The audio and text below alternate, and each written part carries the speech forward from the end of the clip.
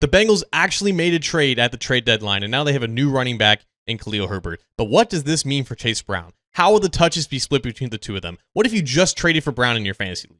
Well, fear not, because I'm going to explain why Herbert is a total positive for Brown in both real life and for fantasy managers.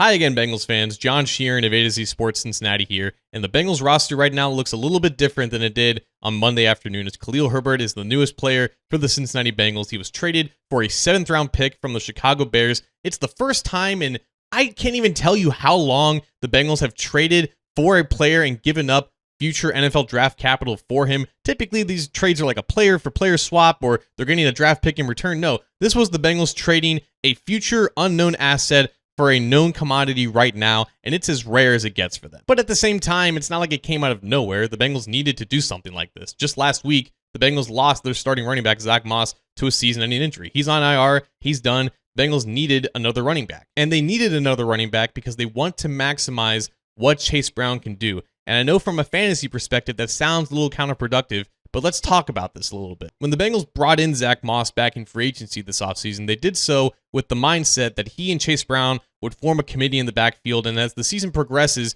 Chase Brown will grow more and more and gain more and more opportunities. Like, even if Moss was healthy right now and stayed healthy for the rest of the season along with Brown, I think that Brown would have ended up being the starter and would have taken more snaps than Zach Moss in comparison. And that is certainly not changing with Moss out of the picture and bringing in a new guy in Khalil Herbert to take his place. The feature running back of this offense is Chase Brown, but it's not going to be 27 carries and 5 receptions a week every single week from here on out. And that shouldn't be the plan anyways, because the Bengals almost paid the price for this. Zach Taylor confirmed after the game and on Monday that Chase Brown suffered a bruised rib in that game, and he was able to come back in and finish, and that's a testament to his durability and his toughness. But 32 touches every single week, it's not sustainable for a guy like Chase Brown. This is where Khalil Herbert comes into the equation, because he's only carried the ball 8 times this year. He's extremely fresh. He didn't even play in the last 2 games of his Bears career. He was a healthy scratch for both of them. He fell behind both DeAndre Swift and Roschon Johnson in that depth chart. I think he's very happy to get a fresh start and a promotion in a completely new offense. And his job will be simple.